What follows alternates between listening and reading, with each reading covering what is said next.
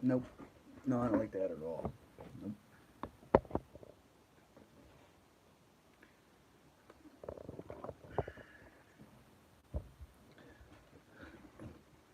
I guess that works. I don't fucking know.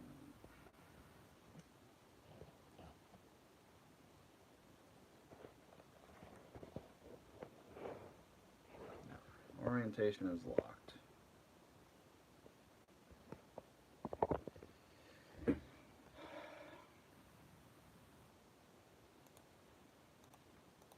All right, everybody. I'm just trying to set up the live stream. I don't know if I did it correct again, but I tried setting up a new high def camera. Let me delete the one that's on there.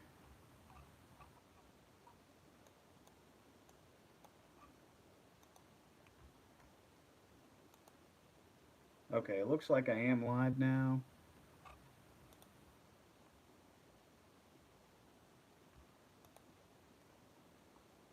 Let me see.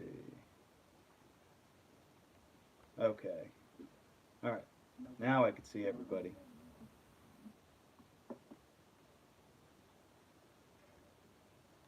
Can everyone hear me? I'm not really sure if this new camera is working properly because it was a nightmare to set up, but I wanted to get something a little more high definition. If everyone can hear me, please let me know. As you can see in the beginning of the live stream, I was struggling with it a little bit.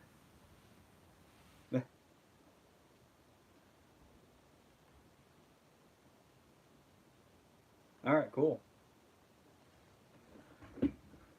All right, so I guess what I was gonna do was I had a subject that I decided to choose that would I guess be the subject of the whole live stream if no one's talking or asking any questions. So my subject was I guess maybe future projects, and I wanted to talk about diverter valves. That's a conversation I have with a lot of people. A lot of the guys that talk to me have turbocharged cars, and I wanted to go over like diverter valves versus like a blow off valve. A lot of people don't really understand the difference between the two, and so I figured I'd start a discussion on it. So I appreciate you guys being here, and let me know what you guys think of the camera. I tried being more high definition.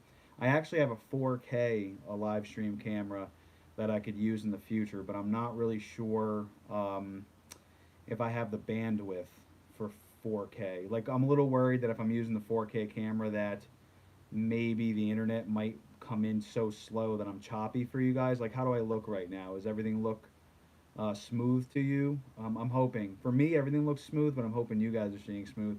And Travis, I'll touch on air fuel ratios a little later because ironically, you and I are both talking about that directly, and I've been talking to a couple other people about air fuel ratios too, which we could talk about now maybe, but maybe we'll wait for some more people to come into the chat.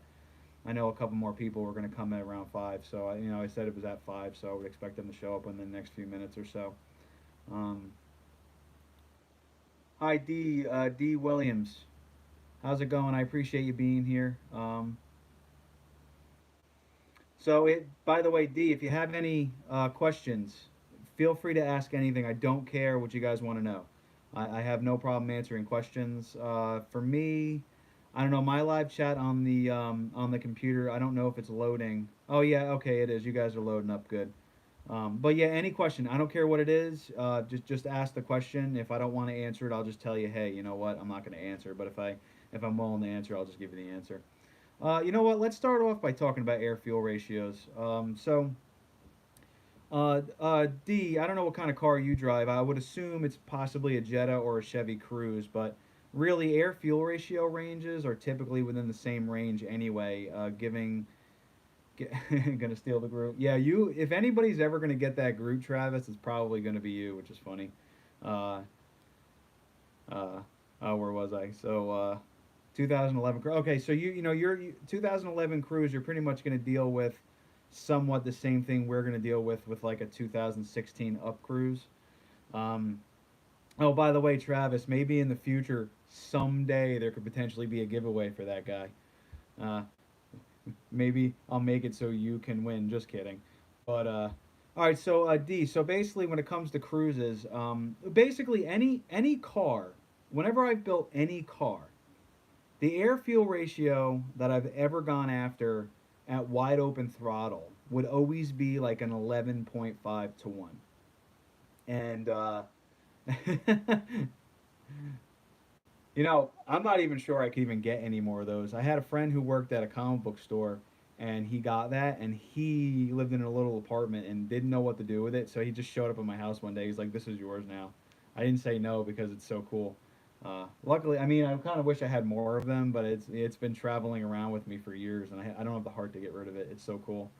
Um, so basically, air fuel ratio. So every time I've ever built a car at wide open throttle, basically when you're cruising, air fuel ratios sort of bounce around.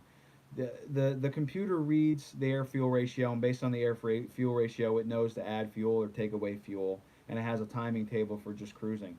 When you go full throttle, pretty much on like any engine, at least most modern engines, there's a second table. When you're full throttle, it basically what it does is it at full throttle, the table already knows how much cubic inches of air or cubic feet of air, depending on how big the engine is going to be coming into the engine. So it has a second table that it's basically what it tries to do is target an air fuel ratio. There's always targeting, but it's crucial at wide open throttle. If your air fuel ratio is too lean, what ends up happening is you have a hotter burn, and the pistons will actually swell from the hotter intake temperatures. Actually, the hotter ignition. Um, sorry, the hotter combustion. So what ends up happening is you could actually get. You ever see a situation where like a piston ring basically gets stuck in a cylinder and cracks a piston? So that's basically what happens. Or you can go the other way. If you're too rich, you end up doing what's known as like washing the cylinders down. I mean, there's a lot more things that can happen, but these are like the basic things. So if you wash a cylinder down, what ends up happening is there's too much fuel in the cylinder, and it can't be ignited enough. And then what ends up happening is it washes the cylinder down, and then you get no lubrication, and that causes damage on the cylinders. That actually then can get down into your oil, and then you can end up having your oil get diluted. I mean, you can have all sorts of problems. If you're the type of engine like an LS1 that has, or I'm sorry, like an LS9 that has like piston squirters, that has like oil squirters on the pistons. I mean, if you dilute your oil, you could have major issues. You could have bearings go bad. You could have chunks of metal flying through the oil and cause larger damage to like your camshaft. I mean, there's all sorts of things that can happen. You can have overheating, detonation. I mean, you can cause valve problems. I mean, there's a lot of things. What is this? Fuel trims. So so the fuel trim. I mean, so if you're using like an air fuel ratio gauge. So I was having this discussion with Travis quite a bit this week. I'm in the middle of putting one in cruise missile, and what's going to end up happening is you guys are going to end up seeing um, on videos of me putting in an air fuel ratio gauge, checking to see what kind of air fuel ratio I have on cruise missile.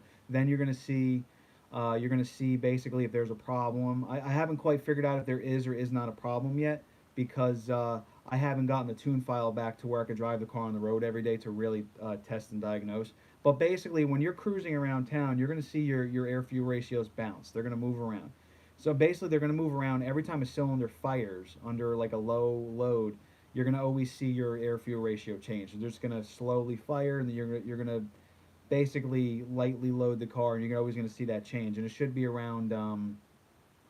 Typically, it's going to bounce to like a 14 or like a 14 to 1, 15 to 1. It'll bounce up and down. Sometimes 13, sometimes 16. It's just going to bounce around. Then when you go full throttle, you typically want to see most engines at like an 11.5 to 1. If you want to go like a little richer, like they may be down to like a 10.5 to 1. You get a little bit richer, you lose a little bit more horsepower, but it's a little bit of a safer tune.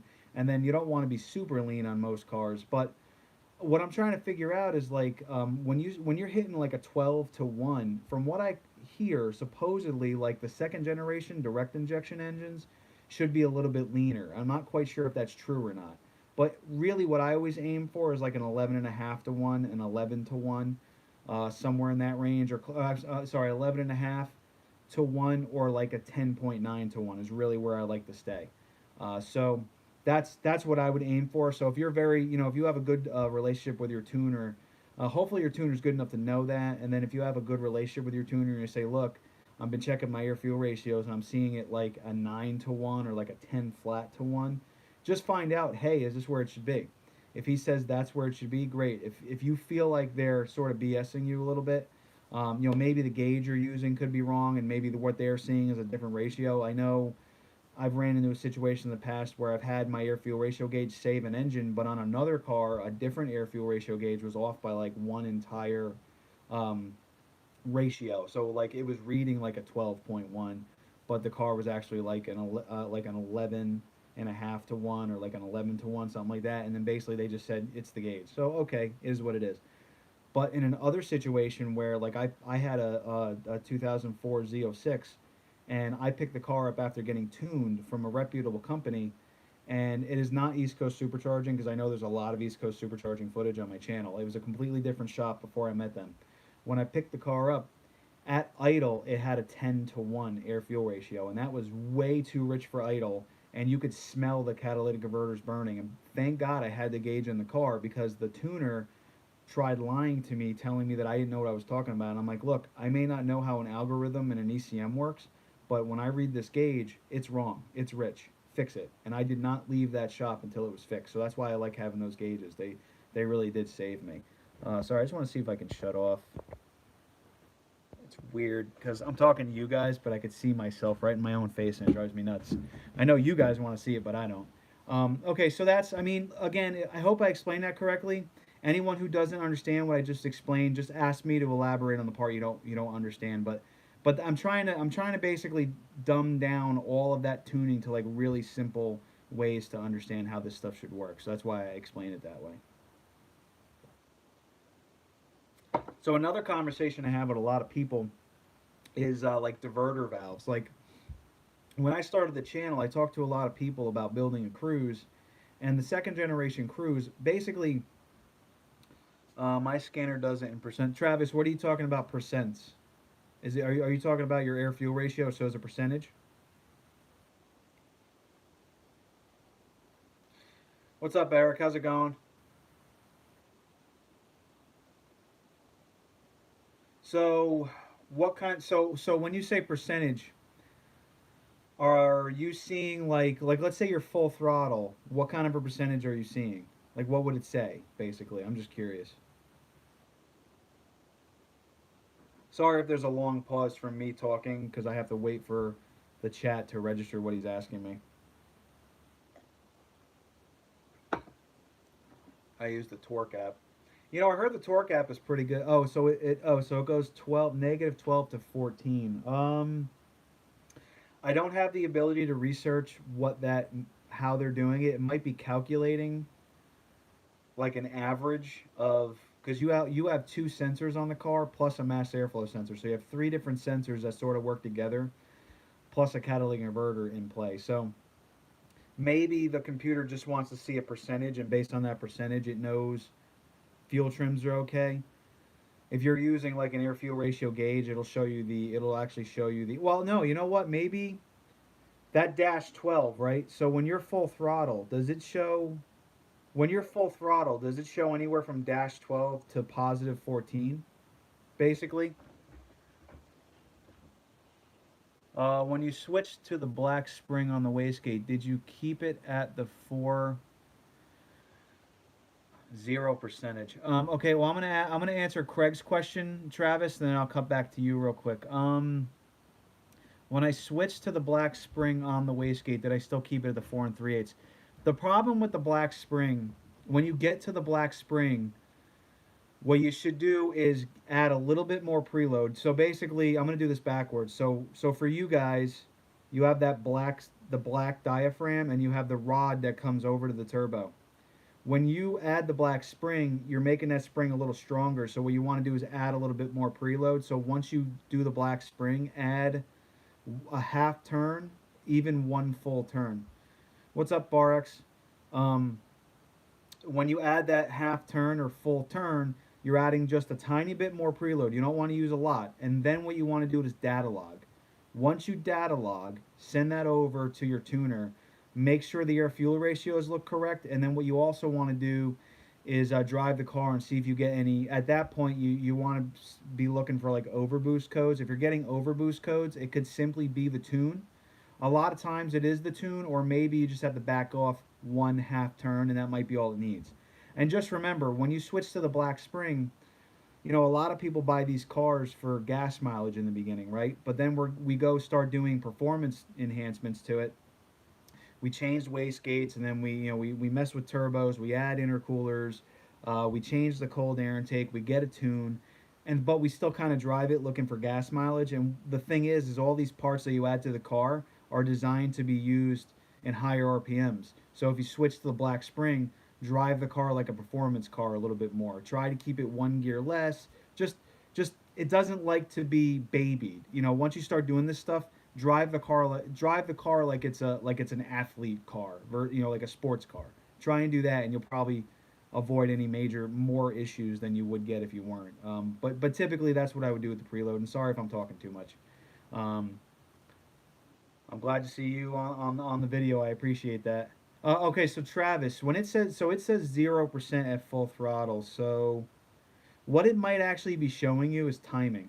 Um, so that sounds like it sounds like instead of actual fuel trims, it's basing it off of your cam or crank signal, which is why you might be seeing maybe like 14% might be positive 14 degrees, and then negative 12 might be negative 12 degrees, and then 0 might be 0 degrees. That might be how it's doing it.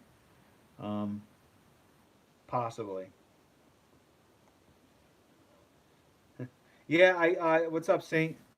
So what I tried doing is I tried doing the live stream a little bit later in the middle of the week, hoping that a lot of people are sort of slow at their job or they're off work. So, you know, if this time works for everyone, great.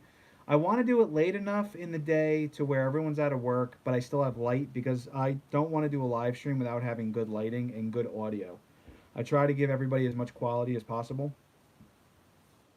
Um, So I don't know what you missed. Feel free to catch the live stream a little bit later. There were some things that I talked about previous to this, but I'll try and answer. If I get the same question over and over, I will answer the question a few times. But if it gets to the point where I'm answering the same question like four times, I'll just tell you check out the beginning of the video because it's probably been answered once or twice up there.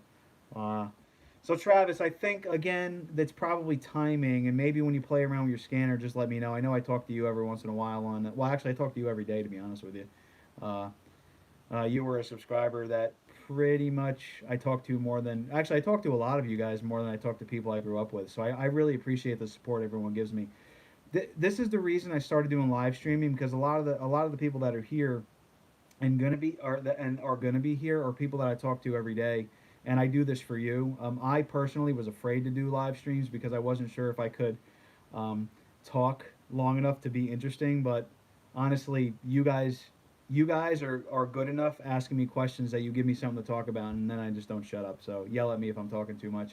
Let's see. What did you ask? How are the cruise internals holding up with the new turbo? So far, I drove the car one time just for a data log, and I will tell you that that car feels. My butt dyno is telling me that it feels like a 350 horsepower car. I haven't had any noticeable timing issues. I haven't had any noticeable problems. The car is still limited because of my wastegate. I have it set to be limited to about 28 pounds of boost. The difference is the boost kicks in way sooner and it really pushes you in your seat. So when I finally get some footage out there for you guys, you'll actually see while I'm driving because you know I have the camera on me. When I'm driving, you'll actually see the camera like my head gets yanked back, which is pretty cool. But so far so good. I just don't want to keep driving the car until I get the file back. I personally, once I make a change, the car waits. I data log, I send out the data log, and I do not drive the car until I get an all clear from the tuner, which is Bad News Racing. So as soon as they come back to me and they say the tune looks good, fine. If they come back and say there was an adjustment, I'll put the new file in and then I'll start driving the car. Now they might come back and tell me something's wrong. I don't know yet. The car is going to be going for a dyno run on Monday the 4th. So I was supposed to go this Monday, but I didn't get a chance to get the file in the car. So I'm hoping to have the file by Friday so I can get it in the car over the weekend, test it out, and then we'll go to the dyno on Monday and we'll see what kind of numbers the car really produces. And then hopefully I don't have any, you know, bottom end problems. But you know what? When it comes to bottom end problems like the internals, always use good oil. You know how many cars I see that have like 900 horsepower, but there's a thing on the dash telling you you have to change your oil. Like there's a lot of people that they'll build like really high horsepower car and they haven't changed the oil in 2 years, and then they send a piston through the side of the block, and you wonder why. That's always pay attention to that kind of stuff. I ordered the gauge this morning. Cool. Which Travis? What gauge did you end up getting? The one we were talking about yesterday. And then man made this one. So for everybody who just showed up, so we were talking about air fuel ratios quite a bit, and then I always like to basically choose a subject for the live stream. So my subject on this one is diverter valves versus like an atmospheric blow off valve. So most people, a lot of people don't realize, like, when you go from the Generation 1 Cruise world to the Generation 2 Cruise world, the Generation 2 uses a diverter valve, where the Generation 1 also uses the diverter valve. The difference is you can change the diverter valve on a Gen 1 pretty easily to just an atmospheric blow-off valve because of how the computer um, reads all the sensors and does all of its timing and air fuel ratios. On the Gen 2, it's a little more difficult. Now, I did go down the path of, yeah, the AEM. I like that. I just started using it. Oh, wait, the AEM. Oh, the AEM is the one I always use, actually. I do like the AEM. One of the reasons I like the AEM gauge is because you can change the rings and you can change the color of the gauge. It can be black or white, and you can change the rings to black or silver, which is really cool. What's up, Derek? Yeah, so our diverter valve, and actually Derek knows this firsthand. He I was talking to him about fixing a problem on his car for about 2 weeks, and it ended up being the actual diverter valve was, which actually that's part of the reason why I decided to do this in the live stream, because it's been a subject that I deal with a couple people for the last couple weeks. So what was happening is you have a, by the way, Monday's video coming out is going to talk about these diverter valves also. I have a really good video coming out talking about like key areas where you have problems with the Gen 2, and it actually holds truth for the Gen 1. But basically, the diverter valve, what it does is it opens, and you release the air from the positive side of the turbo to the intake side of the turbo, and then that way you don't get any loss and you don't get any lag, which is actually really good. So what was happening with Derek's was the diverter valve was partially opening, so he would hit the gas, the boost would go up, the diverter valve wouldn't stay closed, it would pop open at like 5 psi, see that the boost dropped, close it, and then would go back up again. So while he was going full throttle, it would just be like 1 pound, 5 pound, 1 pound, 5 pound. It would just basically jerk the car on him. He ended up, through process of elimination, found out that the actual diverter valve was the issue. Swapped in a new diverter valve. At least I'm pretty sure that's. There was more to it than that. He did send me a long email, but that's basically the quick 2 cent version of it. So in the future, I'm actually going to be doing a video just on diverter valves so we can explain those a little bit more, because I have a lot of people that go and they put in like a go fast bits, um, um, almost like an HPRV, or a high what do they call that, high pressure recirculating valve or high performance recirculating valve.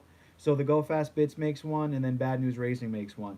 And a lot of times people put these things in, and then all of a sudden the car has tons of problems. The reason being is your car might function fine with like with a diverter valve that's getting weak.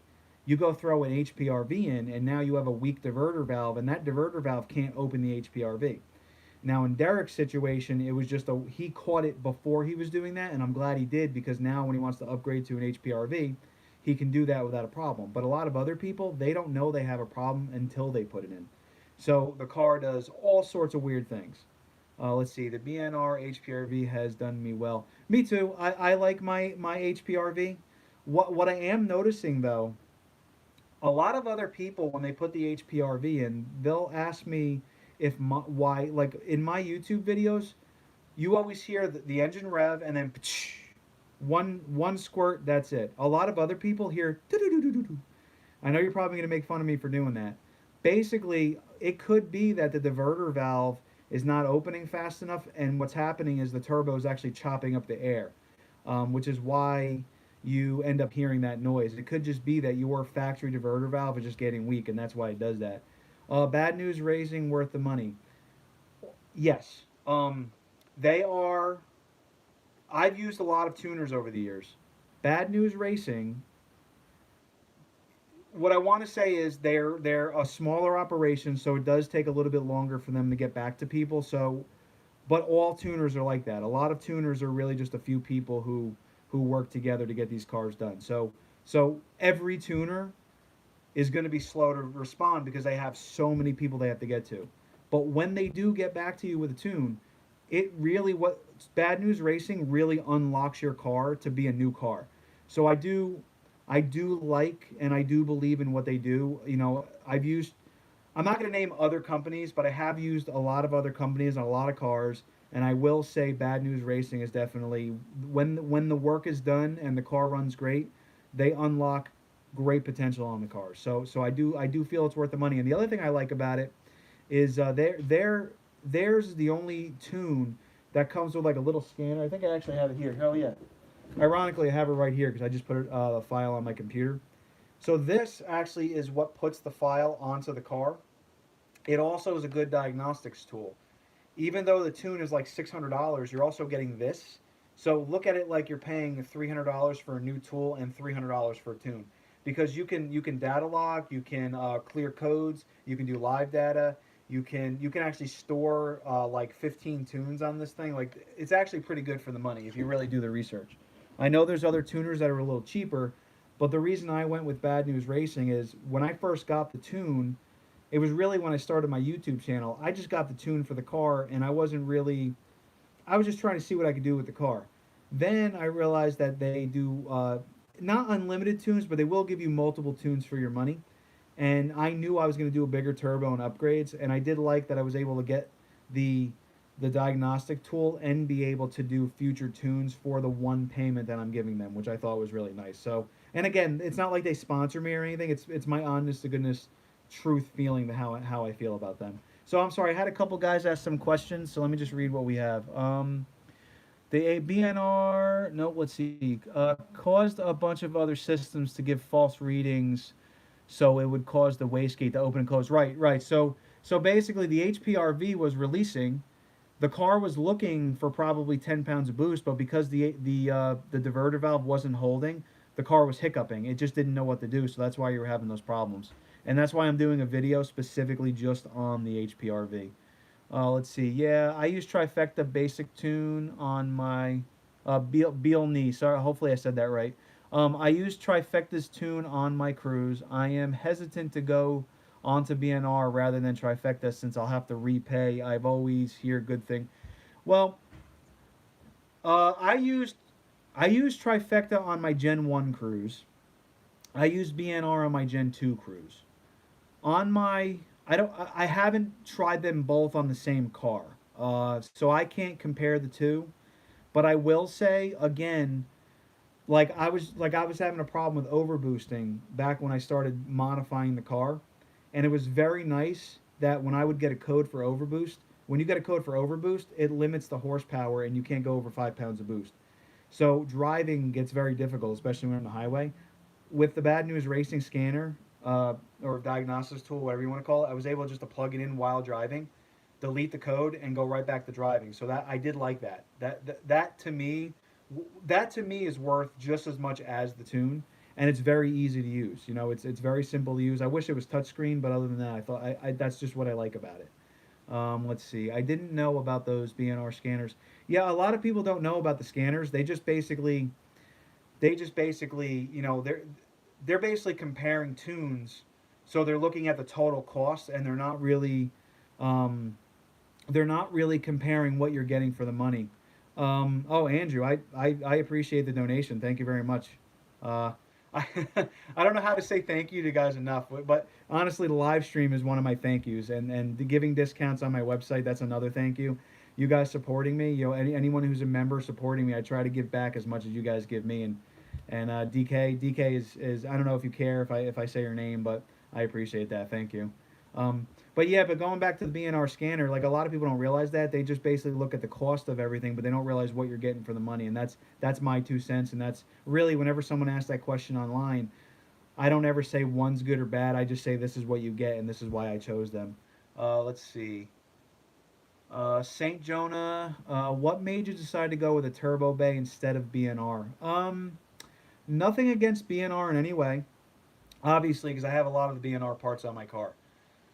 Turbo bay. So the BNR Turbo at the time didn't exist. Then it became basically a prototype. So I could have been a tester. I wasn't quite sure of the comparison between the two at the time. But I was also in the middle of also talking to Turbo Bay about what I wanted out of the turbo. So Turbo Bay gave me like 5 different options, and the one that I chose was a really extreme version of what they offer. The thing is very loud and very powerful, and it really kicks you in. Kicks you, pushes you in your seat when the car is driving. And that's sort of what I was looking for. I wanted to go extreme. And at the time, I wasn't really sure. Like when you look at the impeller pictures and stuff like that on the two, what I was getting versus what the other one had. This one, the impeller was a lot more aggressive, more blades. They do a lot more work on the exhaust side, so that not only they're doing the intake side, like the impeller side, the exhaust side of the turbo had a lot more blades too. So more blades means more power, and the larger diameter means more volume. So that's sort of what made me decide that one. Plus, the Turbo Bay was around for a couple of years, so it was design that I knew was around for a few years versus another design that was around only for a few months. So that's really what made me decide. It wasn't really one was better than the other. It's just for me, that's what I liked. And Yeah, I mean that's really it. So we'll see. I mean, I'm going. Hopefully, if I can get this tune back over the weekend and I can get the car to the dyno, I can see what kind of horsepower I think they called it the race wheel turbo. We'll see what kind of horsepower it produces, and then on top of that, once I get the car back and I see what kind of power it produces, I'm watching my air fuel ratios, and then the nice thing is once I go meth injection, which I'm designing a meth kit for the car, I'll be able to adjust the air fuel ratio up and down with my meth injection kit and control intake temperatures on top of my intercooler system. So that's another thing I'm planning on doing. Let's see. I recently got a 2000. Oh, what's up, Joshua? I recently got a 2015 diesel Cruise. I've been enjoying the Cruise series. Can't wait to get started on mine. Oh, that's awesome. So the diesels. So myself and Travis actually have a lot of diesel experience. Travis actually probably has a lot more than me at this point. My experience was years ago, but diesels. I mean, you can get some crazy good horsepower out of a little diesel engine. So I'm excited to see what kind of power you make. Also, for the Generation 1 Cruise, I'm working on another intercooler kit for that one. I'm not trying to step on anyone's toes. I'm making a kit that's more like a race application kit, or maybe even for the diesel. So if you ever want to email me and figure out, if you want a setup built by me, we can do a prototype, and I can do it for your car. And if you're local to me, I have no problem seeing the car in person. Uh, Beal, I hope I'm saying your name right. The Cruise is great. The only problem I have with it is a jerky transmission and automatic. Let's see. I think you said you had a 2000. What year was Beal? What year was your car? Was it a 2012? I don't know if you said that before. If that was someone else. If you have a jerky transmission, I'm a little. Is it manual or automatic? Oh, you said automatic. So a jerky transmission and automatic. I wonder if you might want to just check your mounts. Check your motor mount. I believe there's 2 mounts on the top of the engine and 1 mount underneath the car. So maybe you have a little bit of play in your mounts. Oh, you have a 2017 and it's jerky? Hmm. I have a manual, so I can't. Let's see. Yes, you're saying my name right. Okay. I try to be as respectful as possible, so thank you for making sure I have it right. So if you have any kind of jerkiness on the transmission, I would say. Actually, how many miles are on your car?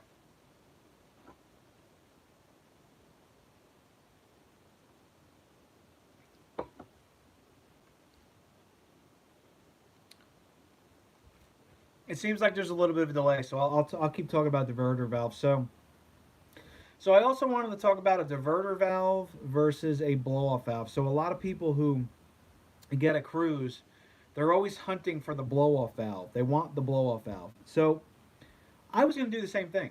I figured out designs on how to make a blow off valve work on the second generation Cruise. And then what I realized was, okay, hold on one sec. It's a mystery. I turn my traction control off and it goes away. It's not a mystery. You have 77,000 miles, and I'm assuming that you possibly haven't changed your transmission fluid in a while. Here's the problem with transmissions. When you have a car with low mileage and you say you want to change your transmission fluid, a lot of shops will tell you you don't have to do that till later on. When you have a high mileage car, then you want your change of transmission fluid. A lot of shops will tell you because there's high mileage, they're not touching the transmission. So transmission fluid never gets changed and it gets overlooked. I have had a plethora of problems with cars. Oh, you've had it changed 4 times. Okay. Um. Okay, so if it's changed 4 times and you get a jerkiness with traction control on, you try different fluids. My gut is possibly telling me that it might be your differential. In an automatic transmission that's front wheel drive, the basically the last point in the automatic trans is a gear set, and that gear set goes to your axles. So what I would do is check a few things. Check your bearings on your front hubs. Check your axles. See if the joints on the axles have any play. If there's any play, you could actually get a jerkiness. Check to make sure the splines on the axles aren't loose.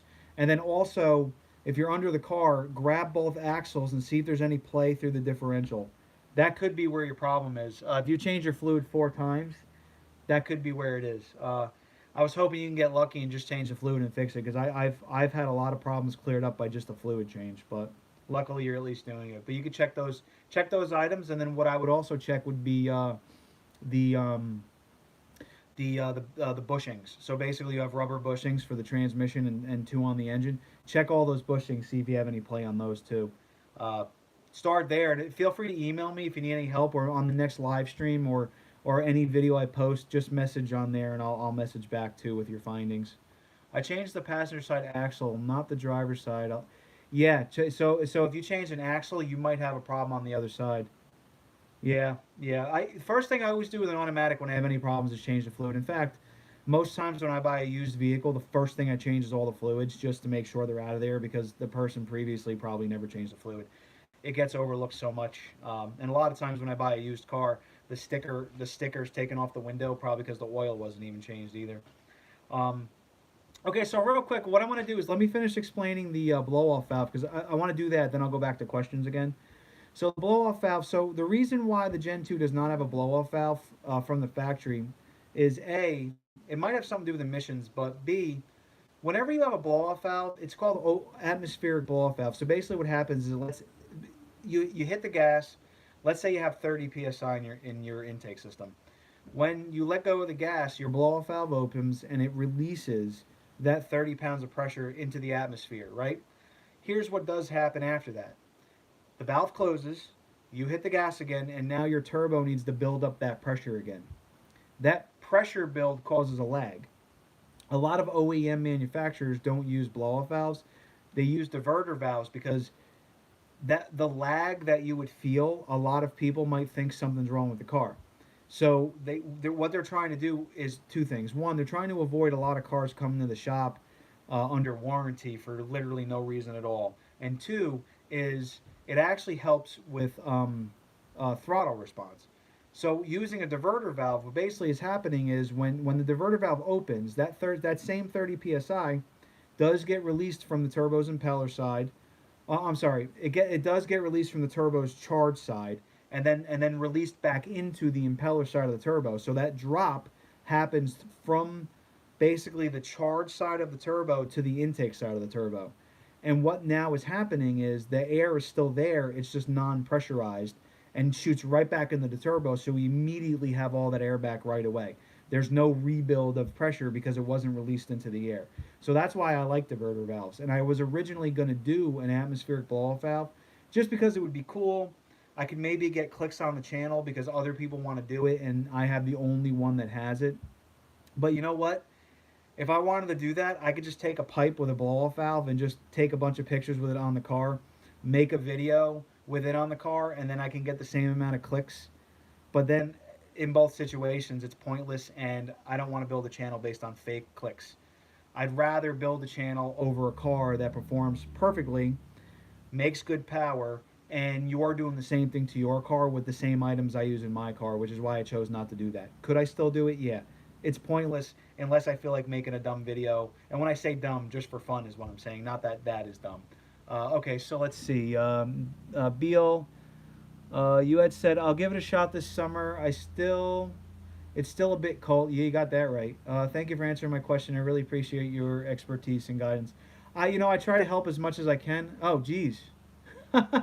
That's amazing. I really appreciate that. Um, one of these days, when I grow the channel big enough, I want to have some sort of maybe a party or a yearly get together or something to where when you guys are supporting me, I do give back with discounts and stuff on the site, but I want to really like in the future give back in a way to where I could literally meet everyone, like to have some kind of car show, have some kind of maybe a party or just something. I want to do something for everybody and stuff like this. Donations like this are amazing, and I really appreciate that. Let's see. Correct me if I'm wrong, but I believe the driver's side is more torque load. Travis, you might be on to something there. There is one axle that's going to work harder. Also, I haven't quite confirmed this yet, but the differential in our cars might be an open diff. So what'll happen is the right front might always be working until it slips, and then the left front will kick in. Versus a posi traction where they both spin at the same time.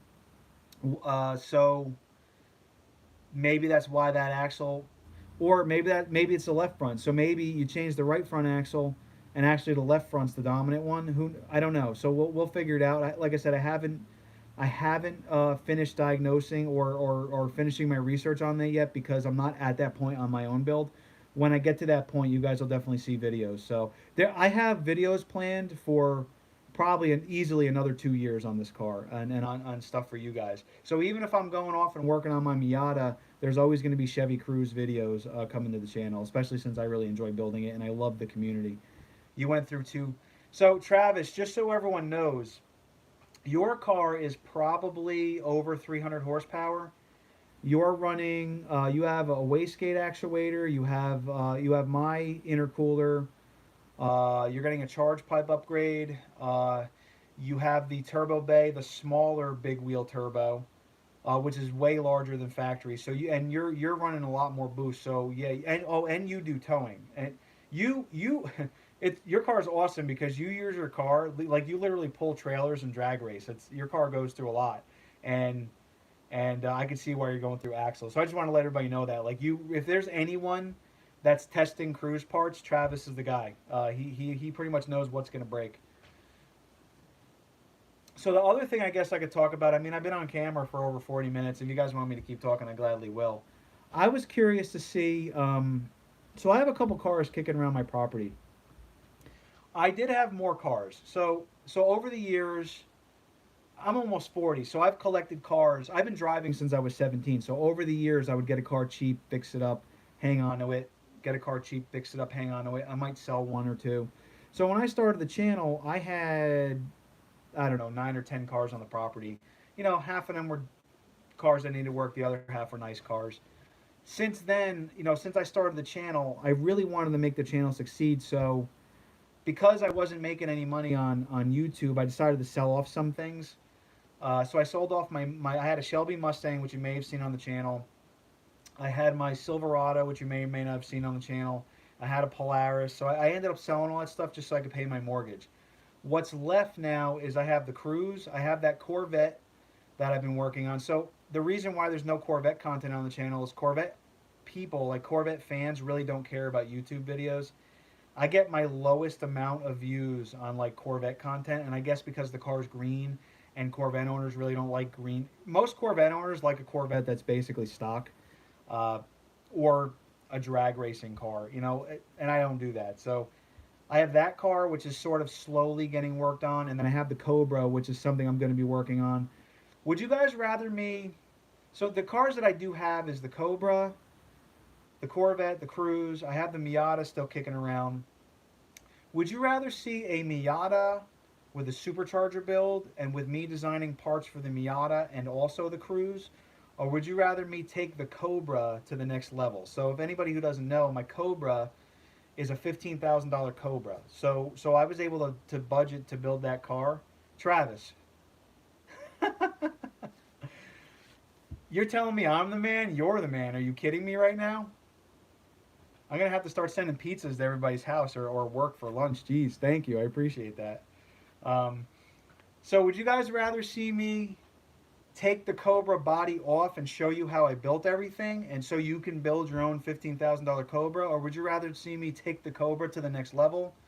Would you rather see me take the Miata from a car that's basically a stock car to like what I'm doing with the same thing with the Cruze while also building the Cruze, or would you rather see me like maybe do the Corvette? You know, the Corvette's a wide body 700 horsepower car, but I don't know what to do with those cars. I mean, I'm gonna probably finish the Corvette. It's just a matter of should I be documenting it for the channel. I just want to know this stuff. Dave, you're keeping the entire community alive. You deserve much more than I could give. Look, me doing these live streams, you guys donating, I 1000%, I absolutely love this and I love you guys. And you know, when I started the channel, I basically thought that like ad revenue is really what would keep a channel alive. I was like, let me make good videos, and I purposely try to do as much quality editing on my videos as possible. I don't want my videos to be crap. I don't want my audio to be crap. I want my lighting to be good. I take now 2 or 3 weeks to edit one video because I want it to be as good as possible. So when you guys are watching it, it's enjoyable, it's fun, and you get all the information you need. What I didn't expect, and it took me over a year to really realize is you guys are actually my friends. We are friends, even though it's through screens. You guys are my friends, and I actually have more good conversations with you guys than people I grew up with.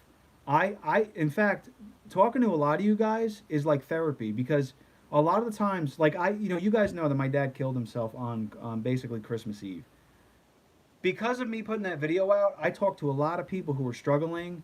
Some of you guys do have my phone number. Some of you don't. Some of you email me. Like I talk to a lot of you, and it really having these interactions is therapy. And I really feel like a lot of you are my friends, and a lot of you are my friends. And the fact that you're donating. I didn't do this for that. I did it because I really wanted to connect with you guys more, and I truly appreciate this. Thank you very much. This is amazing, and. Let's see, you're keeping the, I vote Cobra, end Pizza Delivered, end the Cruze. But listen, even though I'm going to talk about another car, like I might come up and talk about a Miata. I might put Miata content on the channel. I might put Corvette content on the channel. I may put something on the channel, like I like to make, I like to tinker and make little, like I took a Dr. Octopus toy with little tiny short arms, and I took them apart and I was able to put superposable arms on it. So I just have little crafts that I like to do. I may put that on the channel, but there's always going to be Cruze videos. There's always going to be like once every 2 weeks, once every 3 weeks, a Cruze video. Even if I don't put one up, there will be one coming. I want to keep it alive because I'm a huge Cruze fan. I've owned Cruzes for probably, I think, over 10 years. I love them just as much as I love any other car, which is why I bought the second generation. The only reason I ended up with a second generation Cruze is because my kids were complaining that the other Cruze was too small, and I wanted to get a bigger four-door car to use that was a four-cylinder, and I went shopping around and couldn't find anything I liked, and I was like, hey, dummy, get a second-generation Cruze. It's bigger. So I bought it, and my kids love that car, so that's how I ended up with it. So, and the nice thing is it has cup holders in the back so my kids can't spill things. Cobra. So basically, in the future, well, I don't know what to do with the Cobra. So the Cobra's a fun car. I filmed me getting it running because it left me stuck one day, and I was thinking, do I want to take the Cobra to the next level? I really don't drive it, so really getting the car out and driving it is a treat in itself. Do I want to take it to the next level and do a build on it to where it's just going to sit there and I'm taking the whole thing apart to do more things to it and then I never drive it? Or do I want to maybe do a bunch of videos showing how I did the steering system, how I was able to do to get the engine in the car and make, like, the car actually has power steering and I'm using like Mustang 2 like 60s, basically I use like 60s steering stuff with modern 2004 Mustang power steering parts, and I made my own steering shafts and I made my own braking system, except for like the calipers. Everything else is handmade on the car. So would you guys like to see that stuff? That's what I don't really know, and eventually I'll come up with something that I want to do on the car. Man, I can't get over the donations. I really appreciate that, guys. Thank you. And I try my hardest to, I have notes in my phone. When I talk to you guys, I try my hardest to remember everyone's real name, and I try my hardest to remember who like donates and stuff. And trust me, you guys are amazing. Thank you. Oh, by the way, I had a subscriber ask me too. There's a website. He wanted me to talk about it, but he didn't have a chance to come on. He actually messaged me. He wanted to talk about it. I've been using this program called Identifix. So people have been asking me like where I get my technical data from. Identifix is a really cool program. Even with my wife's truck, like it gives you a lot of technical data. Like let's say you need like a wire pinouts for your dashboard, right? It'll give you all the pins. It'll give you all of the like manufacturer documents and data, even down to like let's say you have a problem like my wife's Acadia. The Acadia is having a shuttering issue. So while I'm driving and it hits third gear, the truck shakes really bad. So my gut was telling me it's a bad torque converter or maybe just a fluid. I go in the program and I'm looking at what other people are doing. It actually shows me different diagnostic steps that General Motors uses. It also shows me other people who use the program, who use the diagnostic. Then what it shows is what the fix was. So it actually showed 12 people who had the same problem. 10 of them changed the torque converter and it fixed the truck. 2 of them changed the transmission. My gut is telling me those 2 people that changed the transmission probably just had a trans shop just say, you know what, just put a whole trans in because it was so expensive to do one single torque converter anyway. Um, that's what I like about that program. It's basically like almost like imagine it like diagnostic information with a forum built in. It's really cool. I think it was called Identifix. What I'll do is I'll put a link in the description of this live stream if you guys want to check it out. Now I'm not sponsored or anything. That's where I get all of my information from, and I wanted to try and share it because I think it's an amazing program. To be able to get data like that and be able to share diagnostic repairs and fixes is worth its weight in gold. Let's see, Farex. Make whatever content you want. Whether it'll be a Miata, Cobra, Corvette, Cruise, we're always going to enjoy the content. I come for the Cruise and found myself watching Cobra stuff. Well, that's cool. Here, one of my worries was, like I did a Jetta build. I'm one of the few guys who documented from beginning to end doing it's called a KO4 swap. So a KO4 is basically a factory big turbo. So basically what you're doing is you're taking a turbo from an Audi and it bolts up to the Volkswagen engine with Audi parts. And it actually gave the car like, I want to say a 50 to 70 horsepower gain, and I documented every step of the way. I have since then gone to the Cruze and a couple other cars, and what I worry about is now that I'm doing the Cruze, those guys don't care about the channel because they were here for Jetta stuff. So if I ever get off Cruze and specifically go to like just Corvette stuff, my gut is telling me that people would be upset with me. When it comes to the Cruze, though, that's my car. The Jetta was not my car, so that car's gone. It was my friend's car. I did it as a favor, and it helped me build the channel. The Cruze is not going anywhere, so I'm always going to have Cruze content. But my fear is if I put too much like other stuff that a lot of Cruze people might get upset. But luckily, that stuff's not going anywhere, and I'm always going to have Cruze content. So that was my fear. That's why I asked. I truly try to make content basically the way you guys want me to make it. So that's why I asked the question. So I'm at 53 minutes on the live stream. I don't know if you guys want these to be longer. I basically just get on a riff and I talk until my throat hurts, and that's when I decide to start wrapping up the live stream. I'm still practicing how to do these. So today, I'm using a higher definition camera. So hopefully this is high definition enough. I can go to 4K. I think I said it in the beginning. I can go to a 4K camera.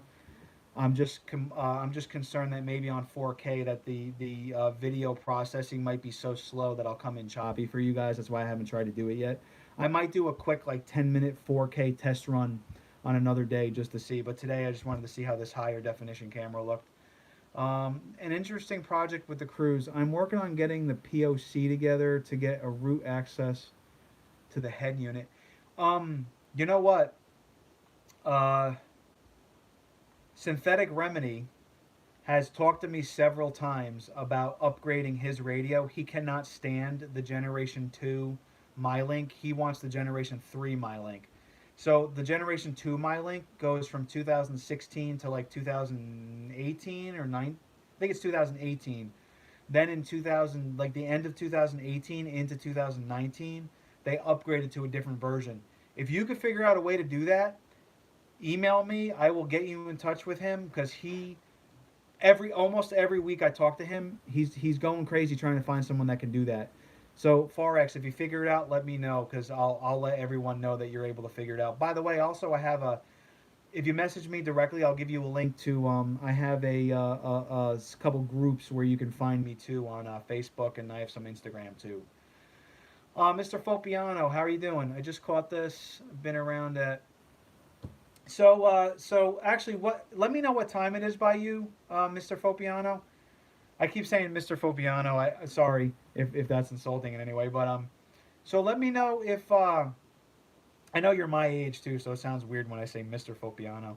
Let me know if this time works, or let me know also if you guys prefer to have a. Oh, so you're the same time zone as me. Okay. Oh, that's right. I think you're in. I think we talked about you racing in New York. Actually, now that I think about it, it just came back to me. You race at a New York track that I wanted to go to. So yeah, you're in the same time zone. So if I try to do a 5 p.m. for live stream because I was hoping to get people. Some people treat the live stream as like a podcast, so they listen to it while they're driving home from work, and some people just watch. So I tried to do it so it was late enough in the day that you guys might be driving home or out of work. I know some people maybe in California might still be working, but I try. I'm thinking maybe I might do weekend live streams. Let me know. Let me know if you guys maybe want weekend. I guess what you could do is come back to this live stream later and just comment below what times work best. I'm trying to figure out the best time, so I'm trying later and later, and I'm trying like the middle of the week, the beginning of the week, maybe the weekend. I figured everyone's more busy on the weekend. Like I have kids, I'm always busy between baseball, gymnastics, working on my own cars, just on my day off, doing member stuff. You know, I have the membership, so I film my member stuff on the weekend. So I'm always doing a lot more on the weekend. So I try to avoid the weekend. But if like a Sunday night, maybe 6 o'clock works, or a Saturday night 6 o'clock, just let me know. Let's see, Rusty, upstate New York. Yeah, yeah. Well, we were talking about, I forget the name of the track, but we were both talking about meeting up one day and racing up there. Unfortunately, the cars that I would bring to the racetrack are all in pieces in my garage because YouTube. I'm so busy doing YouTube. I need the cars in pieces to film stuff. But eventually, I might get one car I can drive. Like the Miata is just sitting there with a dead battery right now, so I could drive that car. That's the only usable car right now, I think. The Cobra might be a little rough to drive up to upstate New York. Speaking from my research, that stock head unit is a true MyLink. It's made by LG. So just so you know, I on my Generation 2 Equinox, I haven't put any Equinox content out yet. The Equinox was a vehicle that I did a bunch of upgrades to, including paddle shifters, and I upgraded the MyLink. So I actually have Apple CarPlay, and so basically I have the CarPlay that you would find in the second generation Cruise in my Equinox. Someone was able to go through. I was able to go through the use a computer system to go through the USB on it, and because it's touchscreen, I'm able to interface with that program. I don't know if you could do the same thing, like if you could read through the USB. If you want more information on it, just email me and I'll let you know.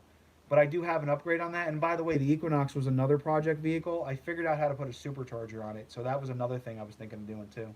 Let's see, upstate New York safety track, tons of Miata. Yeah, Miatas are the best. I mean, where else can you get a car for 3,500 bucks that you can just literally take to the track and it's so light? I mean, in a straight line, it's the slowest car I've ever owned, slowest car I've ever driven, but it carries speed through return like a legit sports car.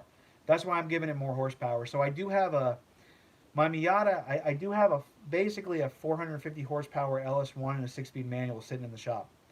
I didn't have the heart to rip the engine out of that car because I actually enjoy the 4-cylinder. I like the way it sounds. I like that it's slower because my foot is literally to the floor all the time. But I did buy a supercharger, and I've been planning on putting a supercharger on that car. I have a supercharger that I'm going to be offering through my website.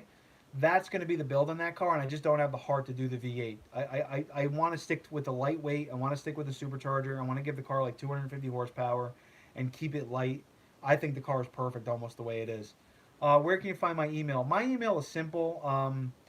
It's brembodave@gmail.com, or you can go to my website, davescustomparts.com. You can message me through there too. If you're a member of the channel, members have their own secret email. So if you end up becoming a member, you can. It's a lot more.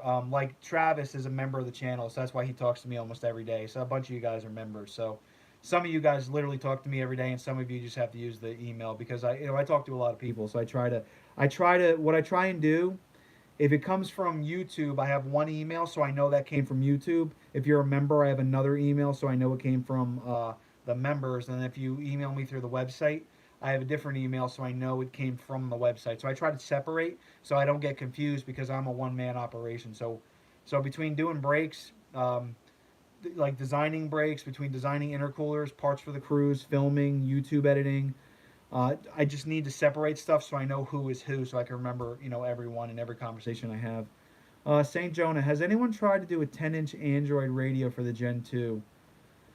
I know they're doing it for the Gen 1, and I think if you just get a Premier radio, I think that the Cruise Premier is the 10-inch radio. So maybe you might be able to get an unlocked Premier radio, or maybe you could buy the Premier radio and have a dealer just tune it or program it to your VIN number. I think that's how that works.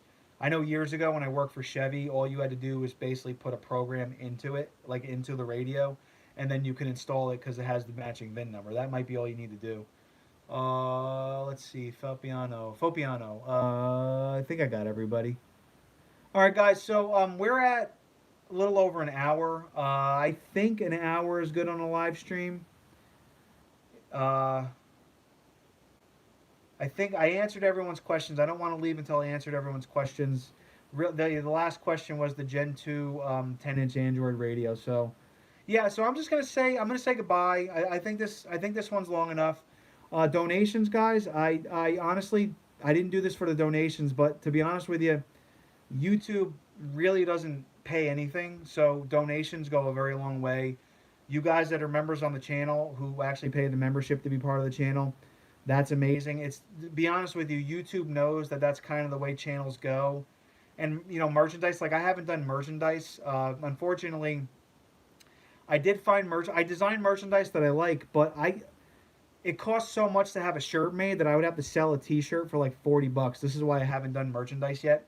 I'm trying to find a place that can do T-shirts cheaper, so I can get the cost of the shirts cheaper to actually make extra money, so I can keep doing YouTube, so I can keep, like for example, the intercooler, right? For me to produce an intercooler that you guys can get for a few $100s, I had to put out like a couple $1,000s to get a bunch of things to fit the car, to be able to make an intercooler kit that basically is a direct bolt-in intercooler. All of these donations and all of the memberships and all the stuff you guys do with the channel, watching the videos, liking, subscribing, all of that stuff helps me get revenue so I can keep doing things like that. So every little bit helps, and I really truly appreciate it. And I just want to say thank you, and one of my thank yous is actually doing this live stream and offering discounts on the website. So anything I can do to help. I have guys who are just down on their luck. I've even sent parts to people who just literally got stuck. They need a part for their car. I actually had it sitting. I've robbed parts off my cars. I've at least 3 or 4 times I've killed the Cruise just so I can get a part to someone, just so I can get their car on the road because my car can sit. I have a couple cars I can drive. I'll let that sit just so I can help you guys, and I do the best I can to help everyone. So thank you again, everybody. I really appreciate it. Have a very nice day. And for any reason whatsoever, if you can find me anywhere between social media, email, Facebook, I don't care what it is. If you need anything, just ask. I really appreciate it. And have a very nice day, guys.